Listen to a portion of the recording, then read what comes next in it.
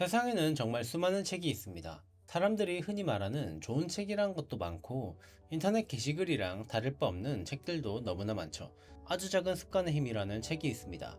여러분은 올해 어떤 목표를 세우셨나요? 많은 사람들이 연초가 되면 다양하고 크고 작은 목표를 세웁니다. 다이어트부터 나쁜 습관을 안 한다든지 헬스나 달리기 아니면 독서, 직업과 관련된 목표들을 세우곤 하죠. 그리고 나서 2, 3개월 정도만 지나면 대부분 작년으로 돌아가는 모습을 흔하게 볼 수 있습니다.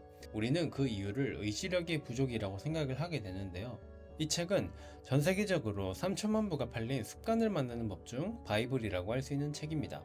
심지어 자기계발서를 싫어하는 분들도 이 책만큼은 인정하시는 분들도 굉장히 많은 책이에요. 오늘은 이 책이 수많은 자기계발서 중에서도 유독 인정받는 이유를 핵심만 딱 보여드리도록 하겠습니다.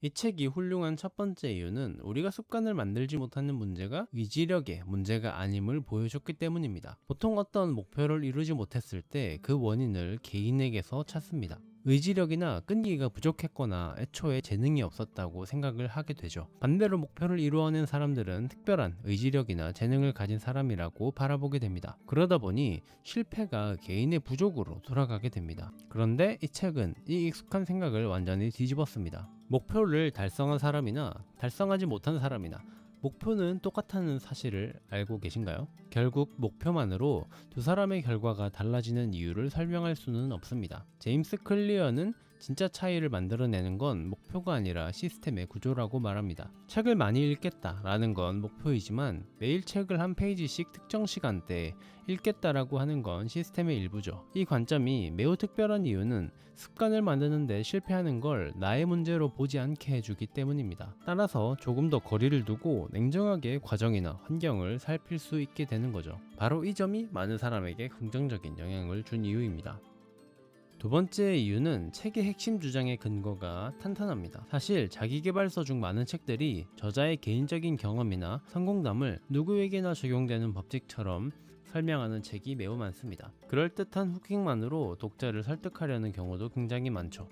아주 작은 습관의 힘도 물론 내용을 이해하기 쉽도록 비유나 단순화된 표현이 등장하긴 합니다만 이 책의 중심을 이루는 원리들은 행동과학, 심리학, 신경과학 분야에서 오랫동안 연구되어 온 내용을 기반으로 구성되어 있습니다. 예를 들어서 핵심 개념 중 하나인 신호, 열망, 반응, 보상 이 과정 사이클은 도파민이 학습을 돕는 원리를 이해하기 쉽게 개념화한 것이라고 볼 수 있습니다. 그리고 또 다른 중요한 개념인 실행의도 역시 심리학자 피터 골리처가 제시한 개념으로 단순히 운동해야지라고 결심하는 것보다 언제, 어디서, 어떤 행동을 할 것인지를 구체적으로 정했을 때 행동으로 이어질 가능성이 높아진다는 연구를 바탕으로 합니다. 예를 들어서 앞으로 책을 자주 읽겠다라고 생각하는 데서 끝나는 것이 아니라 매일 저녁 9시에 침실에서 한 페이지 읽겠다라고 계획하는 것이죠. 더 나아가서 저녁 식사를 마치면 책상에 앉아서 책을 펼친다처럼 특정 상황이랑 행동을 연결하는 습관 쌓기까지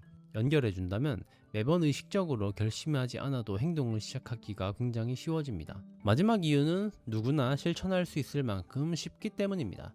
사실 앞선 이유들이 다 있어도 소수의 의지력이 강한 사람들만 적용할 수 있다면 의미가 없겠죠. 처음 며칠은 억지로 버텨낼 수 있지만 피곤하거나 바쁜 날이 찾아오는 순간 다시 원래대로 돌아갈 거예요. 하지만 이 책에서 소개하는 방법들은 의지력에 의존하지 않습니다. 사실 거의 필요 없다고 봐도 무방해요. 책 제목이 Atomic Habit, 아주 작은 습관의 힘인 이유가 있습니다.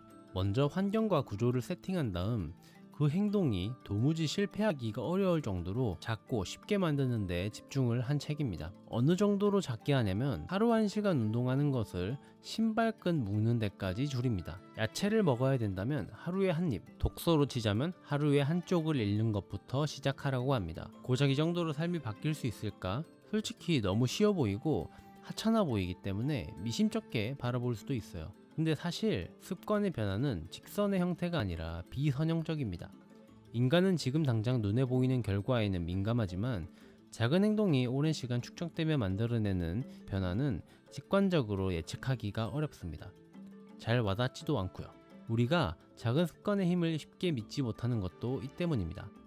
하지만 습관에 관한 연구와 수많은 사람의 경험이 공통적으로 보여주는 사실이 있습니다. 삶의 크고 작은 변화는 어느 날 갑자기 만들어지는 게 아니라 반복할 수 있을 만큼 작은 행동이 오랫동안 쌓이면서 만들어진다는 것입니다. 그래서 이 책이 말하는 아주 작게 시작하라는 조언은 부담을 줄여주는 위로가 아니라 변화를 시작하고 중단하지 않고 자신의 삶을 변화시키기 위한 가장 현실적인 전략인 거죠. 아마존이나 굿리즈, 교보문고에 가면 이 책이 여전히 최고의 책이라고 불리고 있습니다. 전 세계의 수많은 사람들이 이 책 하나만으로도 자기계발서는 충분하다고 보는 게 전혀 무리가 없다고 저도 생각해요. 나의 습관이 곧 나의 신체와 정신까지 바꾼다고 생각을 합니다.